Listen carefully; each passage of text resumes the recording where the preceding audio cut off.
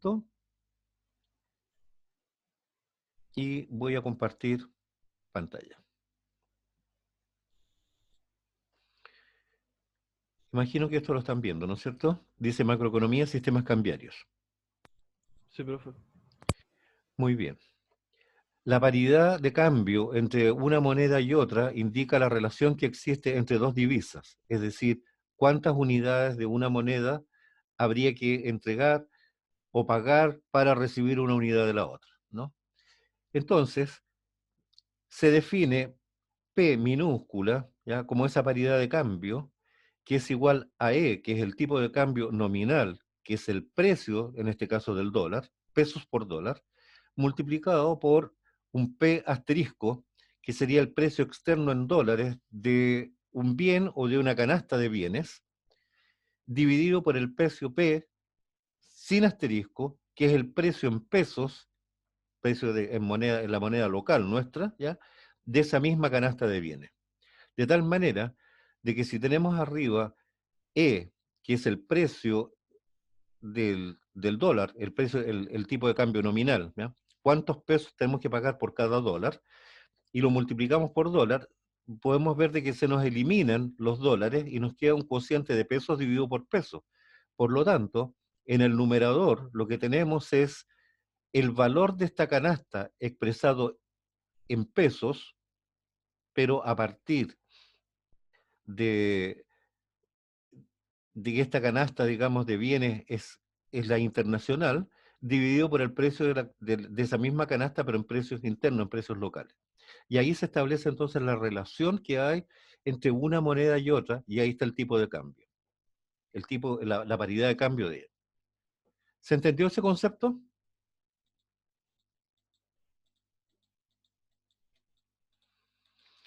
Bien.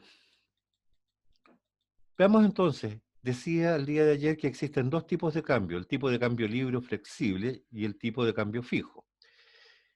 En el tipo de cambio libre o flexible es el valor del dólar, el valor de la divisa se va a determinar por oferta y demanda en el mercado. Por lo tanto, a partir de la compra y venta, y ahí aparece la oferta y demanda, ¿ya? En el sistema financiero, se fija finalmente el precio de la divisa, ¿no? Esa paridad de cambio va a variar en el tiempo por cualquiera de los distintos motivos que puedan afectar la oferta y demanda de divisas, ¿no? Y como resultado de ese sistema cambiario es que la balanza de pagos siempre tiende al equilibrio, ¿no? Entonces voy a demostrar ya de por qué dice que esto implica que la balanza de pagos siempre tiende al equilibrio. Supongamos que haya superávit de balanza de pagos. Eso significa que hay más exportaciones que importaciones. Por lo tanto, en el resultado final es que va a haber un ingreso de dólares. Van a ingresar más dólares de los dólares que salen, ¿no? Y en este mayor ingreso de dólares, lo que va a pasar entonces es que se nos va a provocar un incremento de la oferta de dólares. Y como estamos en un sistema de cambio flexible y que por lo tanto el precio y la divisa se fija oferta-demanda en los mercados, este exceso de oferta, este incremento de la oferta de dólares, nos provoca entonces este exceso de oferta de dólares, y con exceso de oferta de dólares lo que va a caer es el precio del dólar. Cuando hay abundancia de dólares, el precio del dólar debiera bajar por ley de oferta y demanda. Y el precio del dólar, decíamos que figura por aquí arriba, ahí aparece el tipo de cambio nominal, pesos por dólar, la E minúscula, de tal manera de que lo que va a disminuir es el tipo de cambio nominal. Cuando disminuye el tipo de cambio nominal, yo puedo ver aquí que la paridad de cambio va a disminuir, va a caer la P minúscula. Entonces, somos menos competitivos, exportamos menos e importamos más. ¿Se entiende por qué debiéramos exportar menos e importar más? Yo no lo entiendo, profe. ¿Ah? A mí no me quedó claro eso. No te queda claro. ¿Qué pasa si yo tengo, por ejemplo, el precio del dólar es 500 pesos y en Chile se vendieran naranjas a 500 pesos el kilo? Entonces, viene un extranjero cualquiera y quiere comprar naranja, ¿ya? Y compra, por cada dólar, compra un kilo de naranjas que se lleva fuera del país. ¿Sí? Si cambia el precio del dólar, ¿cambia el precio del kilo de naranja? No. Lo que está cambiando es el precio de la divisa en el mercado. No está cambiando el precio, ¿ya?, del kilo de naranja. Entonces, yo lo que decía es que si hay un ingreso neto de dólares, lo que va a pasar es que va a bajar el precio del dólar. Es decir, si el precio del dólar estaba en 500, ahora va a costar 400. ¿Hasta ahí vamos bien? ¿Se entiende? Sí, sí, sí. Ya. Entonces, la persona que estaba comprando, el extranjero que nos estaba comprando naranja a dólar el kilo, ahora su moneda no vale 500 pesos, su moneda vale 400. Él transforma su dólar por 400 pesos chilenos. Y con 400 pesos chilenos no compra un kilo de naranja. Va a comprar ahora menos, va a comprar 800 gramos de naranja con su dólar. De tal manera que para él, entonces, es como que si le hubieran subido el precio del kilo de naranja. Porque su dólar ahora no rinde lo mismo, no puede comprar exactamente lo mismo. Y como en el fondo es como que si le hubieran subido el precio y es más caro, le cuesta más caro comprar el kilo de naranja, entonces somos menos competitivos, porque nuestras naranjas son más caras. Así que vamos a exportar menos. Va a disminuir la cantidad de exportación y por eso aparece un delta menos X. Pero en contrario, lo que va a pasar es que las importaciones nos van a salir más baratas. Por lo tanto, si comprábamos un computador nuevo y ese computador nuevo costaba $1000 y antes teníamos que pagar 500 por 1000, teníamos que pagar 500.000 pesos por ese computador, hoy día, a razón de los mismos $1000, cuando el precio del dólar hoy día es 400, vamos a tener que pagar solamente 400.000 pesos para obtener el mismo bien. Por lo tanto, son más baratas las importaciones e importamos más y exportamos menos, y todo pasa porque somos menos competitivos, porque en el fondo lo que pasó es que nuestra moneda se apreció, porque ahora tenemos que pagar menos pesos para poder obtener el mismo dólar. Y en el fondo, cuando decíamos que el saldo neto exportador era X menos Q, lo que está haciendo es disminuir ese saldo neto exportador, ¿ya? Y si bien al principio teníamos un superávit de balanza de pagos, donde ingresaban más dólares que los que salían, producto de las exportaciones, entonces, al disminuir este saldo neto exportador, se comienza a disminuir ese superávit y por lo tanto se empieza a equilibrar la balanza de pagos de forma automática. ¿Se entendió lo que dije? Sí, profe, ahí me quedó súper claro. Rodolfo, sí. Ernesto, Belén, Williams, José y todos los demás, ¿se entendió o tienen dudas? Por favor, pregunten. A mí me quedó súper claro con esa última explicación. ¿Alguien que tenga dudas?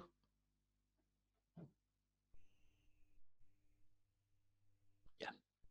Entonces, cuando hablábamos del tipo de cambio libre o flexible, lo que partimos explicando era que en el caso del superávit, y a partir de esto decía, porque la implicación de este sistema cambiario de tipo de cambio libre o flexible es que la balanza de pagos siempre tendía a equilibrarse. Veamos entonces si en vez de superávit, ¿qué pasa con el déficit? Déficit de balanza de pagos.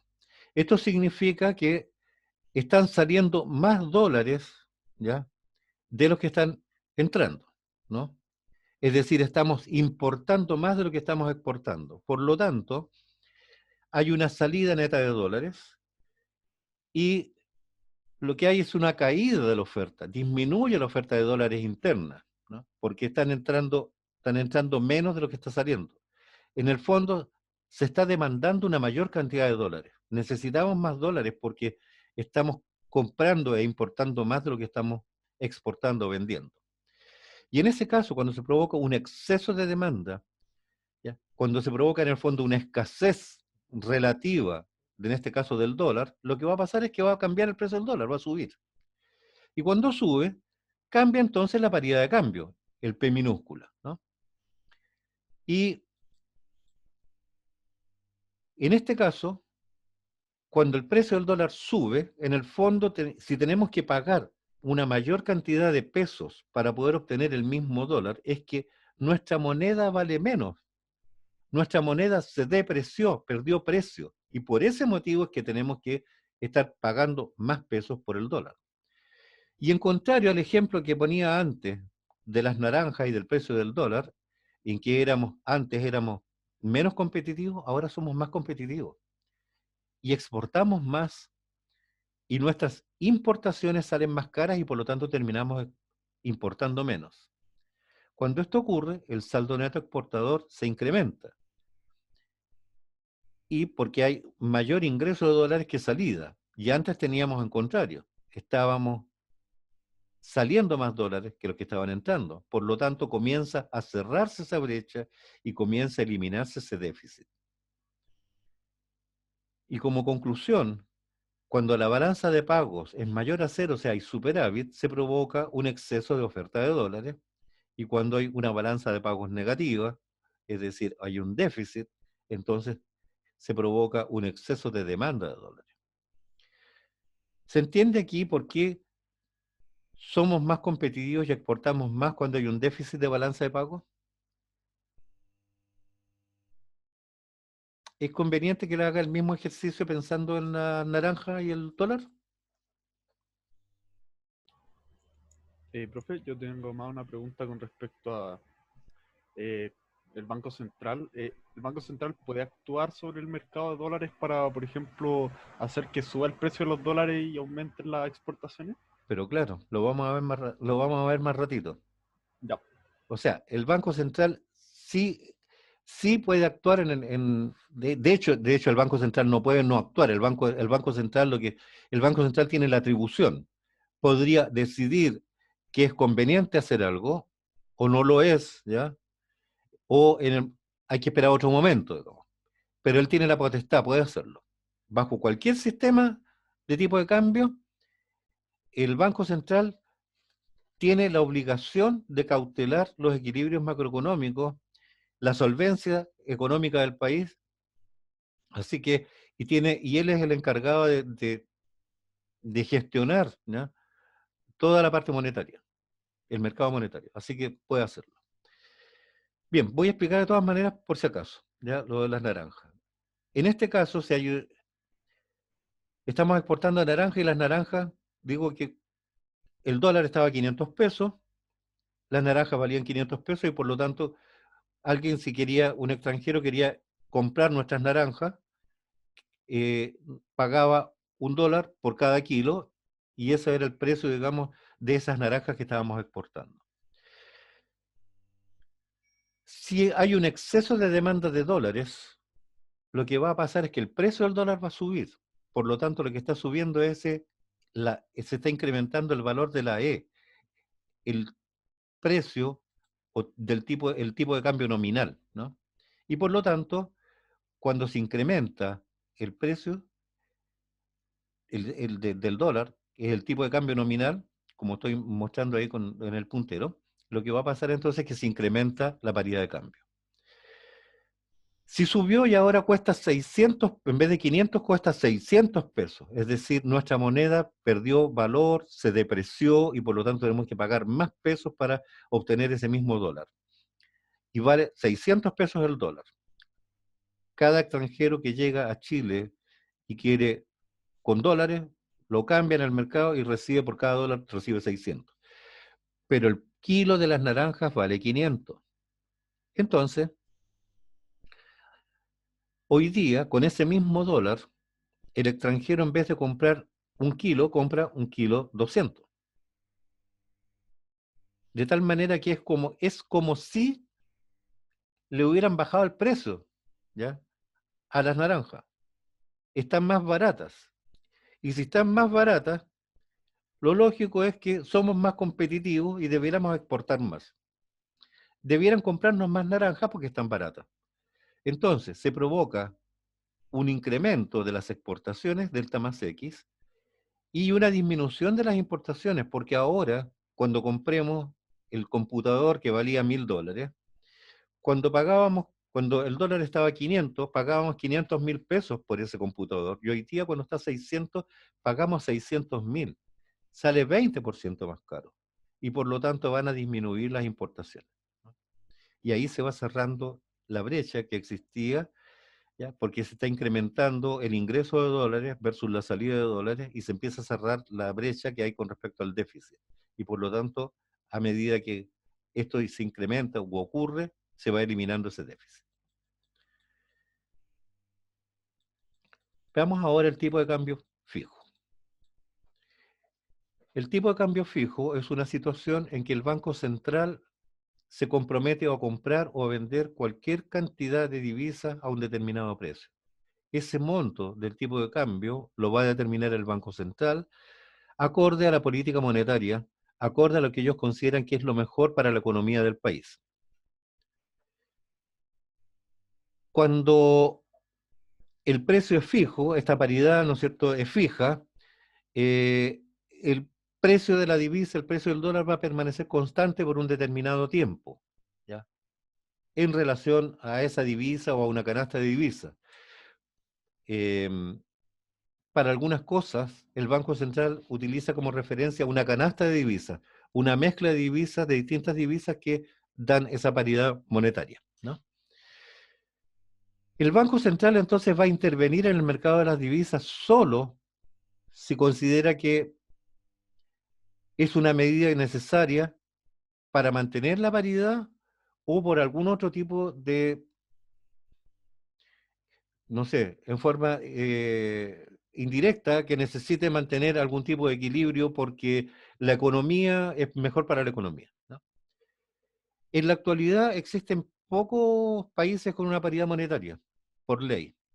China tiene de alguna manera, ha tenido una fuerte intervención en el mercado cambiario y ha mantenido de alguna manera controlado esto, y de esa manera, al operar con una moneda subvaluada, es más competitivo, ¿no? A pesar de que fundamentalmente la competitividad de ellos se debe a una alta productividad y a unos muy bajos costos, y a que por cultura los chinos poco menos que trabajan eh, 7 días a la semana, no tienen vacaciones, si hay vacaciones, las vacaciones muchas veces se las pagan ellos mismos, son por periodos cortos, una semana. No es como nosotros, ¿no? Los latinos que tenemos 3 semanas, reclamamos más y las cosas son diferentes, ¿ya? Allá se trabaja mucho y hay gran productividad. Nosotros tenemos poca productividad, muchas vacaciones, muchos feriados. Allá es diferente, ¿no? En el Asia en general, digamos, ¿no? Bueno, como decía, una moneda que está subvalorada, eh, terminan siendo más competitivos, lo que hace incrementar sus exportaciones. Si a eso se considera que además, digamos, tienen alta productividad y trabajan muchas horas y muchas horas en la semana, entonces su producción, digamos, termina siendo muy barata y terminan siendo entonces la factoría del mundo. Hay algunos casos raros, como el caso de Cuba, que tenía dos monedas y que la están terminando hoy día, están de alguna manera llegando a un tipo de cambio, primero con una moneda única y después ya no, ya por ley, digamos, va a ser un flexible, oferta-demanda, con respecto al dólar, y esto está provocando muchos problemas y la gente reclama mucho porque los precios subieron mucho de un día para otro, ¿no? Se están provocando cambios en la economía cubana, que era una de las otras que podíamos decir que estaba controlado todo a partir de precios fijos y muy controlado, digamos, por el Estado. Se está abriendo ese mercado monetario.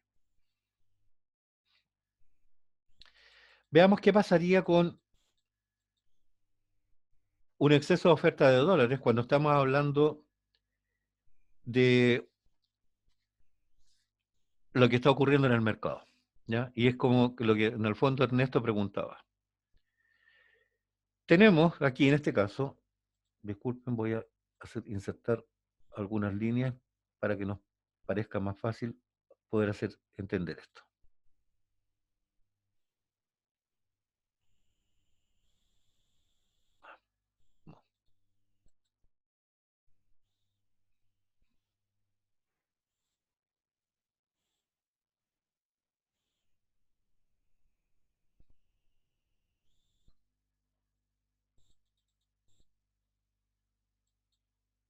Ya. Fíjense bien lo que está aquí en el gráfico. Aquí tenemos un gráfico de oferta-demanda de dólares. Por lo tanto, tenemos precio del dólar por unidad y tenemos demanda en dólares, o sea, tenemos la cantidad de dólares que se debería teóricamente ofertar en el mercado o demandar en el mercado. Entonces, si el equilibrio inicialmente está, por eso puse una E con una raya constante en 650, la oferta de dólares está aquí arriba y se está cortando con la demanda de dólares. Si se provoca un exceso de demanda de dólares, entonces, un exceso de oferta de dólares, perdón, lo que va a pasar entonces es que se nos desplazó esta curva de oferta hacia abajo y provoca un nuevo punto de equilibrio. Y como hay un exceso de oferta y abundancia de dólares, lo que va a pasar es que el precio de equilibrio debiera bajar y debiera ser 600. Y entre esos dos puntos, lo que teníamos una cantidad de dólares demandada a 650 y una cantidad de dólares ofertados a 650, y ahí hay una brecha, ¿no? Entonces, si el Banco Central lo que quiere es evitar que la moneda baje su precio, que el nominal sea menor, porque no nos conviene a la economía, ¿ya?, que el precio baje, lo que hace entonces es, lo que tiene que hacer es tratar de cerrar esa brecha y volver a llevar esta oferta de dólares, volver a llevarla a donde estaba inicialmente para que se nos provoque o siga manteniéndose ese precio de equilibrio en 650. Y para eso, para poder cerrarla, el Banco Central debería intervenir en el mercado de las divisas y el Banco Central estabilizar entonces el tipo de cambio nominal, no el real, porque el real teóricamente debería ser 600, ¿ya? Y para eso entonces lo que hace el Banco Central sale a comprar dólares. Y al comprar dólares lo que está haciendo era, cuando estábamos con la oferta aquí, comienza a medida que va comprando, va contrayendo esta oferta de dólares hasta llegar a mantener ese precio en 6.50, ¿no? El Banco Central compra los dólares y cuando compra dólares, recibe a cambio dólares, pero tiene que entregar a cambio pesos, pesos que no estaban circulando. Por lo tanto, se incrementa la masa monetaria y cuando se incrementa esa masa monetaria, se incrementa aún más la masa monetaria real ofertada, porque la masa monetaria real ofertada es la masa monetaria multiplicada por el beta, que es el multiplicador bancario, y esto provoca un cambio en la LM. La LM entonces, al provocarse un incremento en la masa monetaria, se va a desplazar hacia la derecha. Cuando se desplaza hacia la derecha, crece el producto o PIB y también cae la tasa de interés de mercado. ¿Se entendió lo que quise expresar respecto al exceso de oferta de dólares? Y después vamos a ver el exceso de demanda de dólares. Ernesto, particularmente para lo que tú preguntabas. Sí, profe. Ya. Ahora, en particular para tu pregunta, lo que se ha visto en la práctica es que si el Banco Central lo que quisiera es salir a controlar el precio del dólar para que nosotros seamos más competitivos y podamos exportar más, lo que pasa es que dura menos que un paquete de cabrita. Es decir, el Banco Central sale, ¿ya?, y provoca, digamos, que de alguna manera cambie, cambie el precio, digamos, de equilibrio del mercado, pero eso tiene muy, muy poca duración. Y entonces el costo que tiene para el Estado, para el país, que el Banco Central termine vendiendo miles de millones de dólares para poder tratar de mantener a la fuerza un precio, ¿ya? Significa en el fondo que poco menos que el gobierno, o el Estado en realidad, no es el gobierno, el Estado, termina poco menos que subsidiando a los exportadores. Termina poco menos que subsidiando parte de la economía. Y no es lo mejor. Lo mejor sería que de alguna manera estos exportadores de fruta o lo que sea mejoraran sus formas de producción, minimizaran sus costos de tal manera de poder ser más competitivos. Y aquí viene una relación que tiene que ver con los inmigrantes, ¿no? Cuando el ingreso promedio en Chile comienza a subir y comenzamos a ganar mejores sueldos, lo que ha permitido, digamos, que podamos comprar más productos importados. También los métodos, las formas de producción, los métodos productivos han permitido abaratar los costos, ¿ya? Y el dólar en particular, que ha bajado su precio, se ha depreciado, ha hecho entonces que nosotros podamos acceder a comprar más televisores, más computadores, mayor cantidad de autos nuevos, bicicletas eléctricas, motos eléctricas, en fin, todo lo que se nos ocurra que llega desde afuera que nos resulta hoy día más barato, ¿no? Eh, como decía, si el Banco Central trata de intervenir en esto, esto se va a hacer solamente por un periodo transitorio, ¿ya? Y lo que debiéramos hacer para poder competir es rebajar nuestros costos. Y nuestros costos parten por materia prima más barata y mano de obra más barata, ¿ya? Y procesos productivos que sean más eficientes, tecnología. Entonces, cuando suben los precios, el precio del trabajo, suben los salarios, los costos se van incrementando por la mano de obra que está incluida por este recurso humano que está detrás del proceso productivo.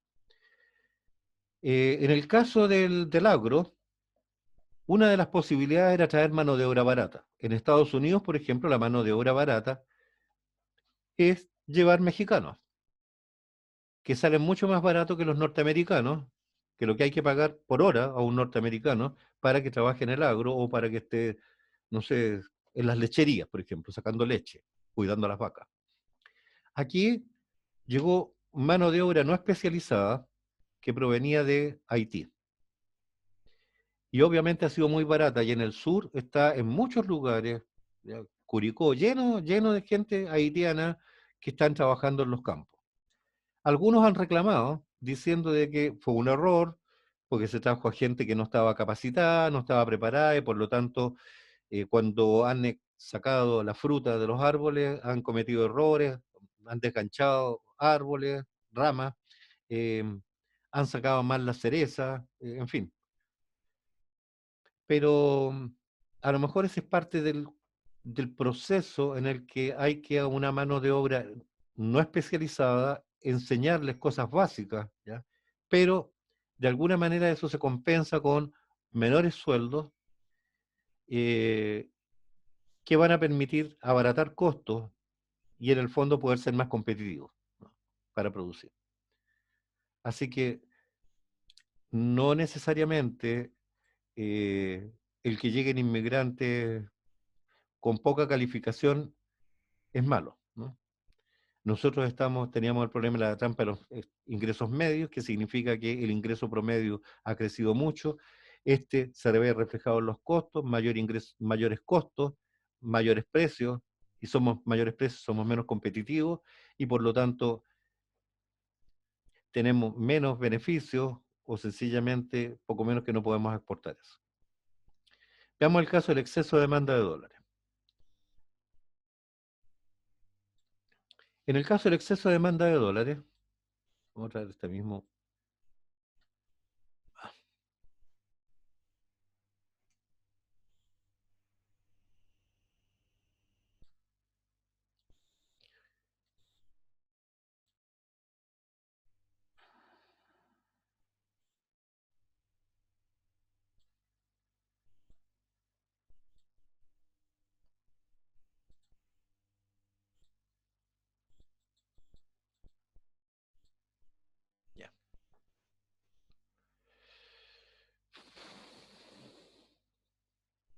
inicialmente hay un precio de equilibrio con un dólar, un valor nominal de 650. Y si se provoca un exceso de demanda de dólares, es decir, si lo que está pasando es que se provoca en el fondo una escasez relativa, queremos más de lo que de lo que tenemos en oferta, en equilibrio, hay una cantidad de dólares ofertados, y a esa cantidad de dólares ofertados con esta demanda inicial, está en la línea roja, el precio debería ser 650. Pero si demandamos una mayor cantidad frente a la cantidad de dólares que hay, lo que va a pasar es que ese exceso de demanda va a provocar un incremento que debiera provocar entonces un mayor valor, 700 pesos. Si el banco, lo que quiere de alguna manera, el Banco Central, es estabilizarlo siempre en los 650, ¿no? Entonces, lo que necesita es disminuir este exceso de demanda, disminuirlo, ir reduciendo esta demanda hasta que en esta contracción vuelva a permanecer en el equilibrio que estiman ellos que es el precio adecuado para el dólar, para la economía chilena. Y hay que reducir esa demanda de dólares, ¿ya?, que es la brecha que está allí, la cantidad de dólares demandados versus la cantidad de dólares ofertados. Entonces, para disminuirlo, ese exceso de demanda, el Banco Central vende dólares, inunda el mercado de dólares. Puede parecer exagerado en el fondo la palabra, inundar, pero lo que va haciendo es ingresar al mercado una mayor cantidad de dólares, ¿ya? Esta abundancia de dólares tiene que hacer caer el precio del dólar. Y cuando vende estos dólares, está entregando dólares, pero a cambio está recibiendo pesos. Así que está retirando una cantidad de billetes que estaban circulando en el mercado. Disminuye la masa monetaria y disminuye aún más la masa monetaria real ofertada, porque la masa monetaria real ofertada es la masa monetaria multiplicada por el multiplicador bancario. Esta disminución provoca una contracción del LM que se va a desplazar hacia la izquierda. Y al desplazarse hacia la izquierda, va a contraer el producto, ¿ya?, y se va a incrementar la tasa de interés de mercado. ¿Sí? La conclusión es que entonces que con el tipo de cambio fijo el Banco Central pierde el manejo de la oferta monetaria porque se ve obligado, ¿ya?, a retirar dólares del mercado o a ingresar dólares al mercado, ¿no? Y eventualmente, así como teníamos un sistema de tipo de cambio fijo y tenemos uno de cambio flexible, ¿ya?, existe un sistema de alguna manera mixto, es decir, bajo ciertas condiciones, bajo ciertos criterios que son arbitrarios y que define el Banco Central acorde a la política monetaria, a lo que considera que es mejor para el país, ¿ya?, el Banco Central puede intervenir el mercado de divisas, ¿ya? Y ese criterio de intervención podría ser implícito o explícito. Si es explícito, nosotros tenemos en el mercado del dólar, tenemos una demanda de dólares y una oferta de dólares. Y en el punto donde se corta oferta y demanda tenemos el precio de equilibrio. Y ese precio de equilibrio,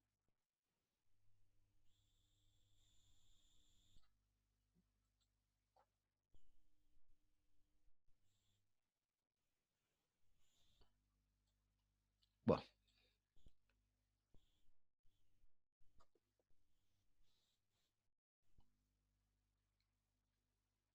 debiera estar allí, y ahí tendríamos entonces, en el punto donde se corta, tendríamos una cantidad de dólares que estamos para ese equilibrio, ¿no? A un precio que estaría, en este caso, hacia el otro lado.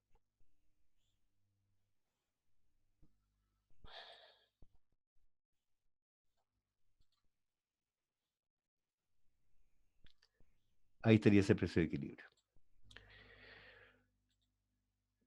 Lo que tenemos acá en el gráfico entre estas dos líneas punteadas son las fluctuaciones que pueden haber entre medio de la demanda. Es decir,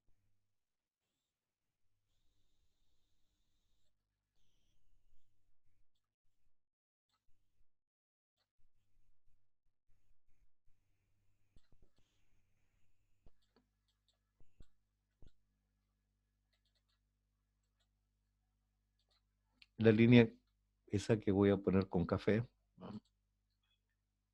que nos representa de alguna manera esas fluctuaciones eventuales de la demanda dentro de esta banda de la demanda. Pero el Banco Central ha definido que el precio debiera estar entre 500 y 700. Es decir, si el piso es 500 y el techo es 700, cada vez que el precio del dólar llegue a piso o se acerque a piso, el Banco Central debería intervenir. Y cada vez que se acerque a techo, el precio, el precio de la divisa llega a 700 o se acerque a 700, el Banco Central debiera intervenir. Al interior de esa banda de precios, el Banco Central observa, es un observador de los acontecimientos. ¿Por qué debiera tratar de intervenir?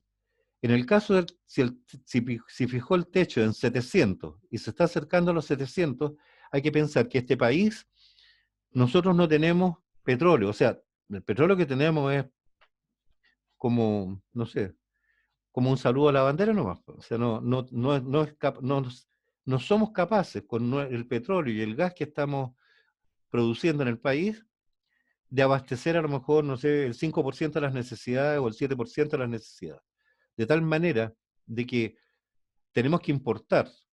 Y cuando importamos petróleo, importamos benzina, estamos importando gas, si el precio del dólar es muy alto, entonces se encarecen los costos, y cuando se encarecen los costos hay inflación. Y si hay inflación, el Banco Central tiene que actuar. Entonces, si empieza a ver que el precio del dólar se incrementa demasiado, lo que tiene que hacer es tratar de bajarlo. Y para poder bajarlo, lo que debiera decir, se provoca un exceso de precio y está llegando a 700 porque hay escasez de dólares, porque si hubiera una mayor oferta de dólares, entonces los dólares estuvieran en abundancia, el precio no podría ser 700, tendría que bajar.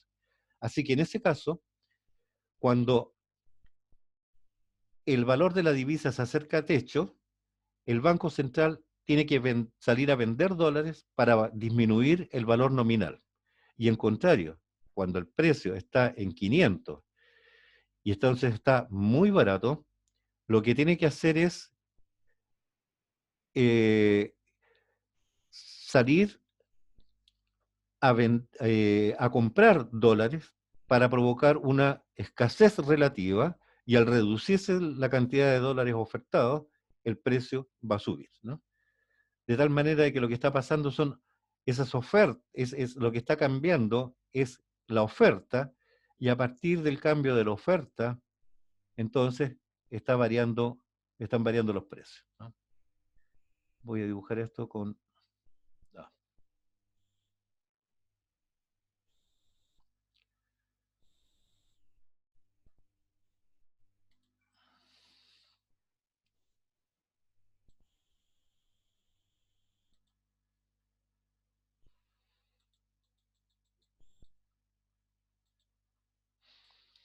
Lo que decía entonces es que la oferta de dólares es la que va cambiando, y cuando estábamos aquí arriba acercándonos a techo, entonces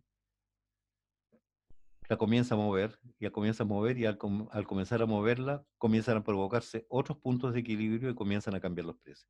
Y en contrario, cuando estaba por aquí abajo, ¿ya? Y estábamos en 500, lo que tiene que hacer es empezar a reducirla, ¿ya? De tal manera de que el precio vaya cambiando, ¿no? ¿Cuándo se provoca esto? En el fondo es cuando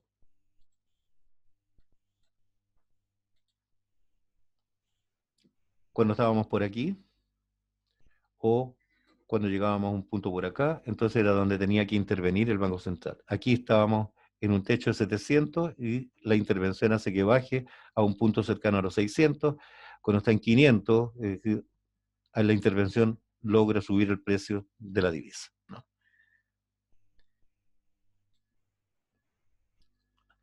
¿Se entiende lo que quise mostrar?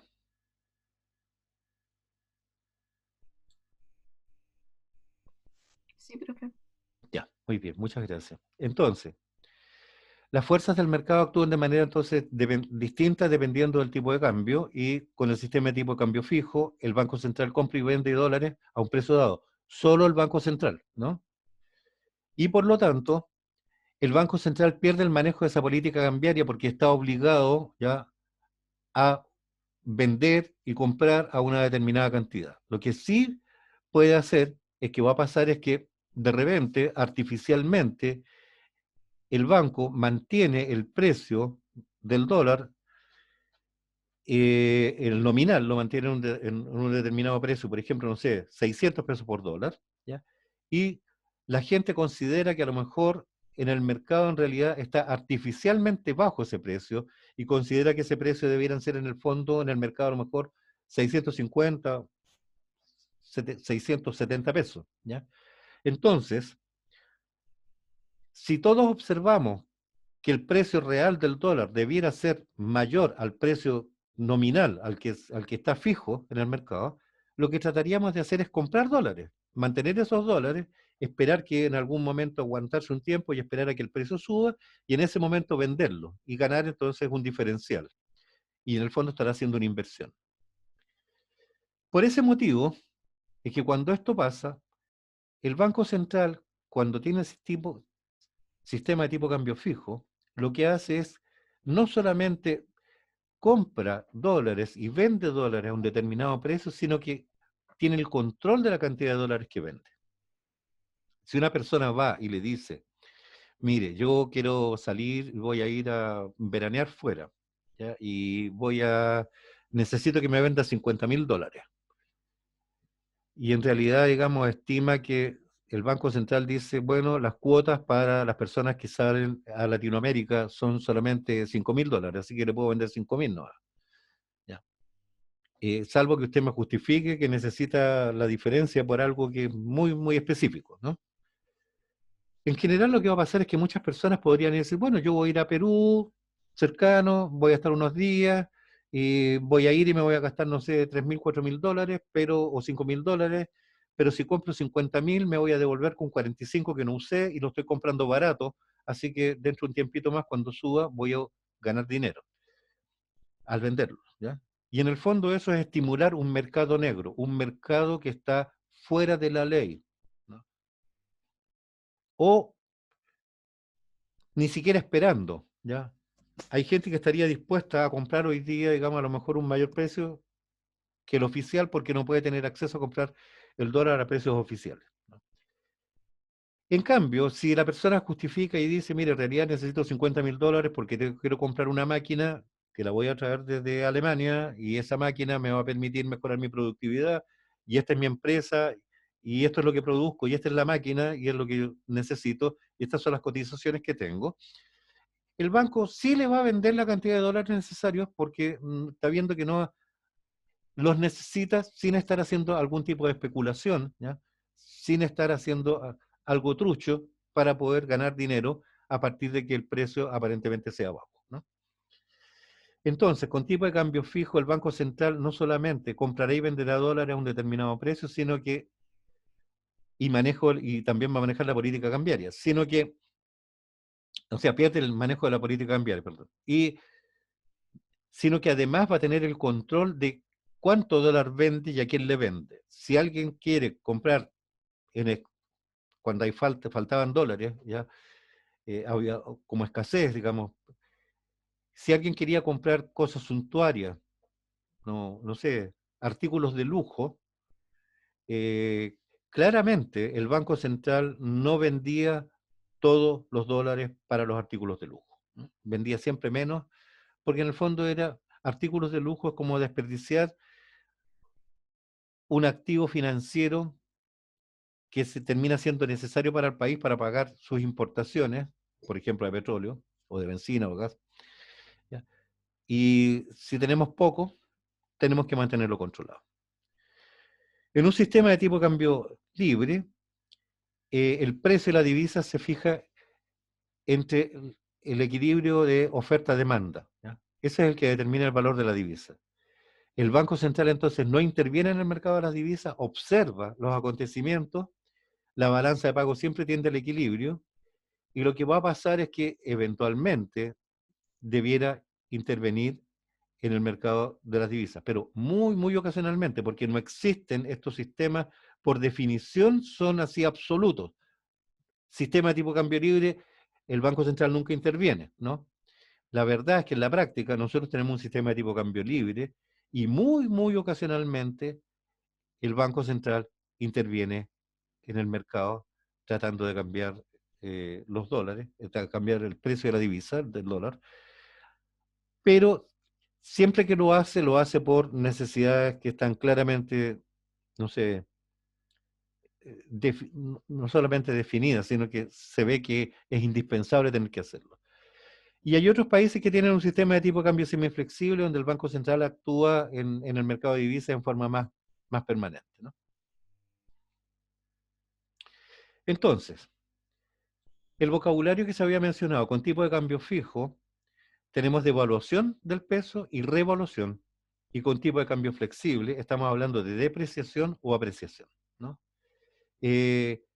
Con tipo de cambio flexible lo regula el mercado y con tipo de cambio fijo es una declaración política y es una opción de política monetaria del Estado que la hace, finalmente la lleva a cabo el Banco Central. ¿Dudas sobre esto?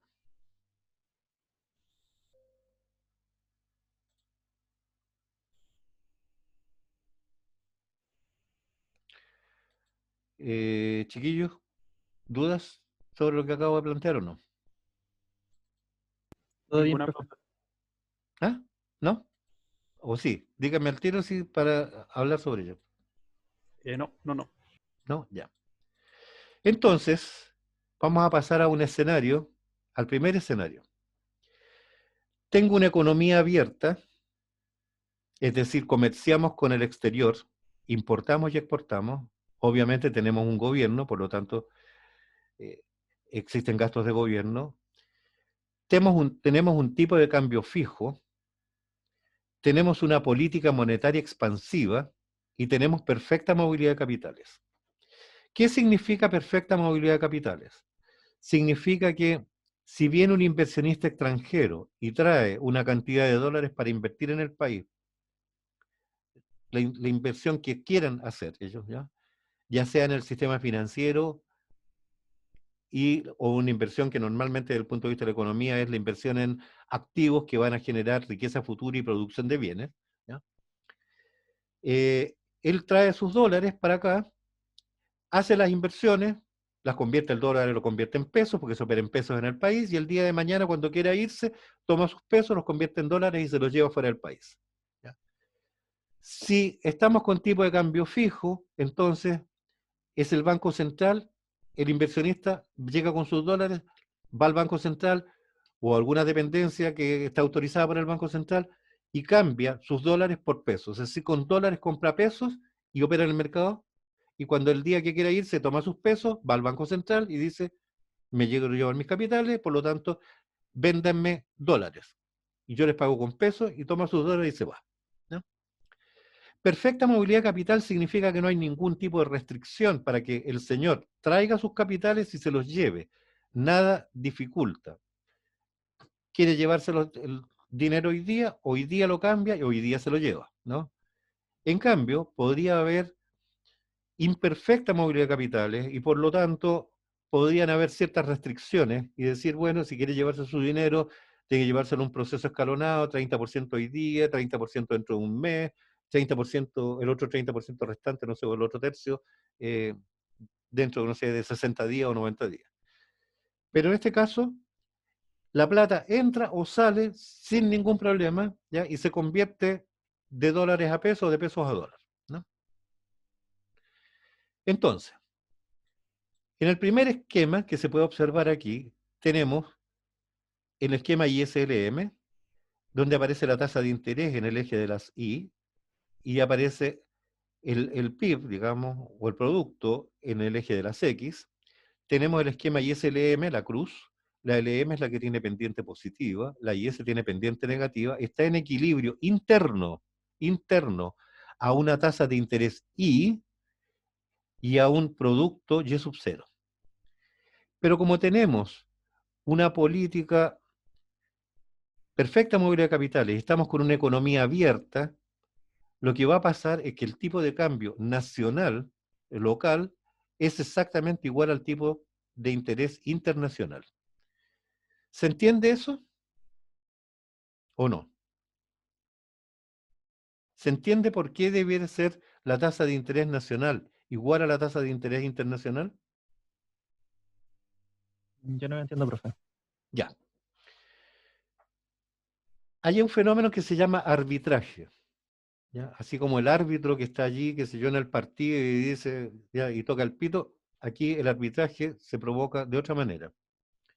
Entonces, el ejemplo del arbitraje es que la información que hay entre los mercados, cuando hay diferentes precios, por ejemplo, lo que va a pasar es que a partir de la información de los mercados van a empezar a nivelarse esos precios y finalmente se van a igualar uno con otro, porque existe perfecta información. A partir de la información que se va teniendo en uno y en otro mercado, llega el momento en que se igualan. Ejemplo, en un momento en Argentina se vendían gamulanes. Los gamulanes son estos abrigos de hombre o de mujer, digamos, ya, de piel, y que salían muy baratos en Argentina en comparación al precio en Chile. Entonces, dos estudiantes sacaron la cuenta y dijeron, ir a Mendoza por un fin de semana, nos vamos en un busito de esos cata que sale barato, llegamos allá, nos damos unas vueltas en Mendoza, el día viernes en la tarde, el día sábado finalmente decidimos y compramos, aprovechamos de venirnos el día domingo a Santiago, vamos a estar poco tiempo fuera, vamos a gastar poca plata, vamos a aprovechar de comer rico, harta carne y barata, y vamos a aprovechar de comprar gamulanes, porque están baratos. Si se compran a 30.000 y se están vendiendo 70 en Santiago, así que de más que vamos a financiarnos con la cantidad de gamulanes que compremos y la venta, vamos a financiar el costo, vamos a financiar los gastos y nos van a quedar utilidad. Así que partieron para allá. Y cuando llegaron allá, se dieron cuenta que en realidad parece que no habían llegado a tiempo, que antes que ellos habían pasado otros tantos chilenos y como se había provocado un exceso de demanda de gamulanes, el precio de los gamulanes había subido. Así que en realidad ya no estaban a 30.000, estaban a 50.000. Y bueno, ya estaban ahí, ya iban con la plata, igual dijeron, bueno, ya por último vamos a ganar menos, pero o vamos a salir ras, pero aprovechamos de pasarlo bien y comer bien, ¿ya? Y conocer Mendoza. Así que se dedicaron, estuvieron ahí ese fin de semana, se volvieron, y así como había habido un exceso de demanda que había subido los precios en Mendoza, cuando llegaron a Santiago se dieron cuenta que esas mismas cantidades esas mismas personas que compraron muchos más gamulanes allá y se provocó un exceso de demanda, habían estado ofreciendo en el mercado chileno y por lo tanto se había provocado un exceso de oferta. Y con este exceso de oferta, el precio que estaba en 70 iba en 60. Y comenzaron entonces a vender rápidamente para poder recuperar la plata. Finalmente lograron vender en promedio 55. Y apurados le alcanzó, digamos, a poder recuperar las cantidades de dinero y lo único que les quedó fue haberlo pasado bien, ¿ya? Con este ejemplo que parece a lo mejor risueño, lo que estoy tratando de expresar es que la información que puede haber provoca cambios entre la oferta y demanda en cada uno de estos mercados que eran distintos, el santiaguino y el mendocino, y de tal manera que se igualaron los precios en uno y en otro, y a ese proceso que pasa por este exceso de demanda y este exceso de oferta, le llaman un proceso de arbitraje. Se arbitraron de alguna manera los precios, ¿no? En este caso, si los capitales pueden entrar y salir en cualquier momento sin ningún tipo de restricción, y hay un inversionista en Nueva York y dice, si la tasa de interés en Chile es del 5% y en Nueva York es del 6%, ¿para qué me la llevo a Nueva York? ¿Para qué me la llevo a Chile? Pues la dejo en Nueva York que gano más. La única razón para llevarme capitales en Estados Unidos, no sé, a Chile, sería que al menos tienen que tener la misma tasa de interés. Si no me da, no me rinde lo mismo, no tiene sentido. ¿Para qué me voy a desplazar con ellos? Ahora, yo debiera cambiarme para allá si obtengo algún tipo de beneficio. Es decir, no solamente que la tasa sea exactamente igual, a lo mejor en Estados Unidos las utilidades pagan un determinado porcentaje tasa de impuestos y en Chile a lo mejor pagan un poquito menos y entonces en términos reales yo estoy obteniendo más beneficios teniéndola en Chile que teniéndola en Nueva York. Pero independientemente de eso, que sería la realidad, las tasas de interés de mercado se tienen que igualar por arbitraje. La tasa de interés local, ¿ya?, o nacional tiene que ser exactamente igual a la tasa de interés internacional por el fenómeno de arbitraje, ¿no? Es el precio, la tasa de interés es el precio del dinero, y cuando hacía el ejemplo de los gamulanes, era también con respecto al precio, ¿no? Así que estamos hablando precio de un producto, y en este caso, la divisa. ¿Se entendió ahora o no? Sí, profe. Muy bien, Rodolfo. ¿Algún otro tiene dudas?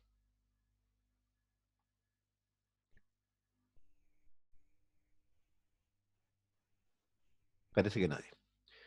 Entonces, estamos en el punto 1. Tengo una economía abierta, tipo de cambio fijo y tengo perfecta movilidad de capitales. Por lo tanto, estoy en equilibrio interno, o sea, a una tasa de interés y a un producto ISOP 0, y equilibrio externo porque es una economía abierta y siempre va a tener que estar en equilibrio interno y externo por este arbitraje. Por lo tanto, la tasa de interés nacional es exactamente igual a la tasa de interés internacional. A partir de esta situación inicial de equilibrio interno y externo, se aplica una operación de mercado abierto, una OMA, donde va a haber una política monetaria expansiva. Y esa política monetaria expansiva, como dice expansiva, la moneda es la que crece, la cantidad de dinero circulante es la que crece. Entonces el Banco Central lo hace a través de una operación de mercado abierto, es decir, va a salir a recomprar bonos. Y cuando recompra bonos, recibe papeles financieros, activos financieros, y a cambio entrega dinero. Y ese dinero que ingresa y provoca un incremento de la masa monetaria, la cantidad de dinero que está circulando, y este incremento de la masa monetaria va a provocar un incremento aún mayor en la masa monetaria real ofertada, porque acuérdense que está el multiplicador bancario, y este incremento de esa masa monetaria va a provocar finalmente un incremento, un desplazamiento de la LM. La LM se va a desplazar hacia la derecha. Y cuando se desplaza a la derecha en una LM', aquí pueden verlo en el segundo gráfico, entonces lo que provoca es un incremento del producto del PIB y una caída de la tasa de interés de mercado. Esa tasa de interés de mercado que está variando porque hay una abundancia de dinero circulante. Y cuando hay abundancia, caen los precios. Y por lo tanto, cayó la tasa de interés local, ¿ya? Cayó de I a I sub 1. ¿Sí? Cayó solo la tasa de interés local, la del mercado nacional. La tasa de interés internacional, la de Nueva York, ¿ya?, sigue siendo exactamente igual, ¿no? Ahora, esta expansión, entonces, decía, de la LM, cuando pasa de la LM a una LM', ¿ya?, provocó la caída de la tasa de interés de mercado, cayó la tasa de interés de mercado nacional, y sub 1 es ahora menor que la tasa de interés internacional, y como la rentabilidad que están obteniendo los capitales extranjeros es menor a la que podrían eventualmente obtener en el mercado norteamericano, en la bolsa de Nueva York, o en, no sé, en la bolsa de Londres, o en alguna bolsa europea o en algún otro lugar del mundo, entonces el inversionista dice, no me interesa tener este dinero en Chile porque estoy ganando menos dinero que el que podría obtener en otro lugar. De tal manera que me llevo mis capitales a otro lugar del mundo. Y se provoca entonces una fuga de capitales por rentabilidad. yo la pongo delta menos FK. Delta menos un flujo de capitales. Se provoca por rentabilidad. Y cuando se provoca esto, entonces está disminuyendo la cuenta de capitales de la balanza de pagos, porque se está exportando, en el fondo, dólares. Están saliendo dólares del país, ¿no? Es decir, la cuenta de capitales de la balanza de pagos se deteriora, porque disminuye por la cantidad de dólares que se están yendo. ¿Hasta ahora se está entendiendo?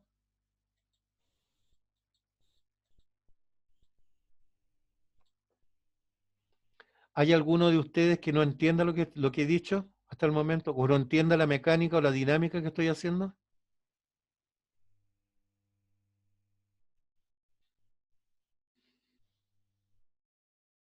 Por mi parte se entiende, profe. ¿La entiendes, Belén? Qué bueno. Ya. Entonces, cuando estábamos con tipo de cambio fijo, el Banco Central es el que está comprando el dinero, los pesos, porque el inversionista se va y se lleva sus capitales.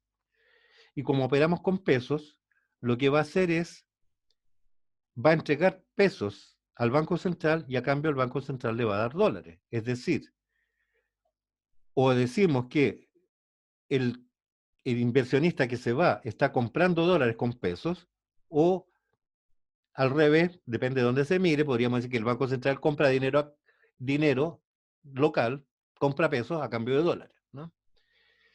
Y al hacerlo, cuando está comprando esta cantidad está vendiendo estos dólares y está recepcionando a cambio pesos, comienza a disminuir la cantidad de dinero circulante, o sea, disminuye la masa monetaria en el mercado, y cuando disminuye esa masa monetaria en el mercado, el Banco Central, por otro lado, como está entregando dólares, está disminuyendo sus divisas, las divisas que mantiene en forma de reservas monetarias internacionales en sus bóvedas. Cuando disminuye esa masa monetaria, lo que está pasando es que la LM comienza a contraerse. Y al contraerse, comienza a incrementarse la tasa de interés de mercado local y comienza a acercarse a la tasa de interés internacional, ¿no? Este proceso debiera continuar hasta que las dos tasas de interés se igualen, hasta que la tasa de interés local se iguale con la tasa de interés internacional, que va a ser el momento en el que ya no habrá interés de los inversionistas extranjeros por llevarse su capital, porque no tiene ningún sentido llevarse el capital a otro lugar cuando le va a rendir exactamente lo mismo que le rinde en Chile, ¿no? Y entonces la LM termina volviendo, la LM' termina volviendo a confundirse con la LM inicial. Y cuando esto pasa, entonces no solamente va subiendo la tasa de interés de mercado y se iguala la tasa de interés de mercado y sub 1, la local, se vuelve a igualar a la tasa de interés internacional, sino que también va retrocediendo el producto de I sub 1 a I sub 0. Y entonces volvimos al punto inicial. Entre la situación inicial y final, el nivel general de precios permanecerá inalterado, es decir, volvimos, estábamos en un determinado punto, nos dimos como un paseíto para volver al mismo punto, por lo tanto no se vieron afectados los precios, no hubo inflación, no cambió el precio de la canasta, ¿ya?, de consumo con la que se calcula el IPC y la inflación.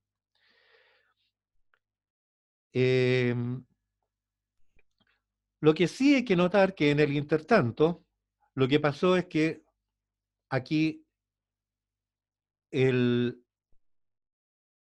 Banco Central en este proceso perdió divisas, ¿no? Por lo tanto, y volvimos, no pasó nada. Es decir, toda la política que uno debiera poder aplicar es para tratar de hacer crecer, política monetaria, por lo tanto se trata, y política macroeconómica, es tratar de hacer crecer el PIB,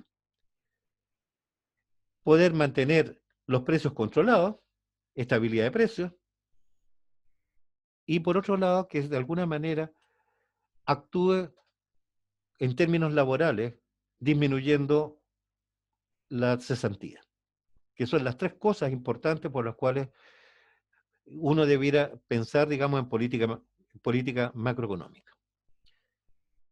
Se mantuvo la misma tasa de interés, el mismo producto, se perdió una cantidad de dólares que eran, no sé, parte del erario de la riqueza nacional, de las reservas monetarias internacionales, y no hubo ningún tipo de variación al respecto. Por lo tanto, con una economía abierta, con tipos de cambio fijo, con perfecta movilidad capital, si aplicamos una política monetaria expansiva, no es efectiva porque no se logró el efecto de hacer crecer por lo menos el PIB.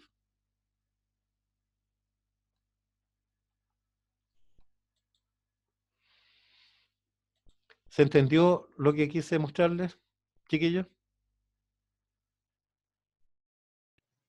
Yo se lo entendí, profe. Muy bien. Entonces, dejamos la clase hasta aquí. Yo les envié a todos estos y están 4 escenarios. El escenario era una economía abierta, ¿cierto? Con tipo de cambio fijo, y después tengo una política fiscal expansiva, perdón, política fiscal expansiva con tipo de cambio fijo, después viene con tipo de cambio flexible, una política monetaria expansiva y una política fiscal expansiva.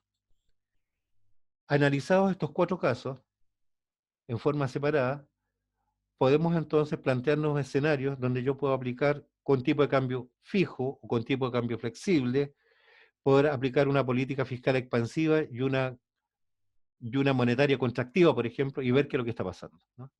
Pero ponernos en situaciones reales. Es decir, la situación real es, ¿qué pasaría en la economía chilena si el día de mañana un banco importante, ¿ya?, decidiera crecer e incrementar su capital, ¿ya?, en forma importante, trayendo con, no sé, un inversionista extranjero va a incrementar, va a ayudar, va a traer una gran cantidad de dinero, dólares, y va a incrementar el capital, por ejemplo, en forma importante del Banco Chile. ¿Qué efecto podría traer una cosa así para el país, ¿no? Por ejemplo,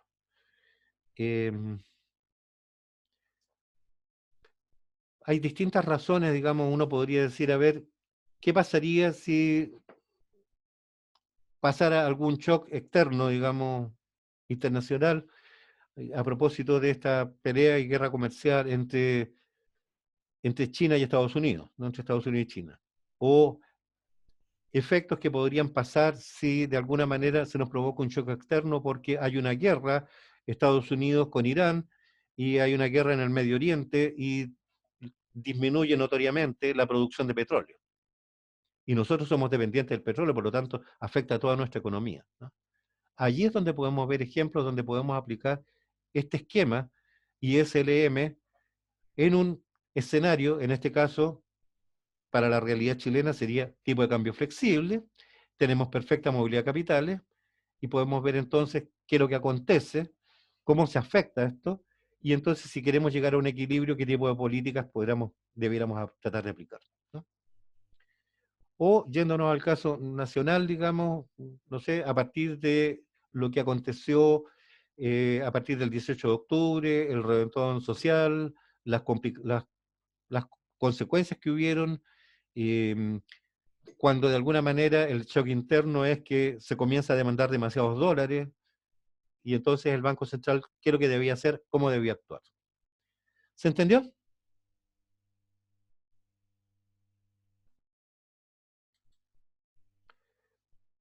Bien, chiquillos. Finalizamos la reunión. Yo esta grabación se las voy a poner en internet, les voy a avisar, y nos vemos el día sábado a las 3. ¿Dudas sobre ¿hay alguien que tenga dudas respecto al control?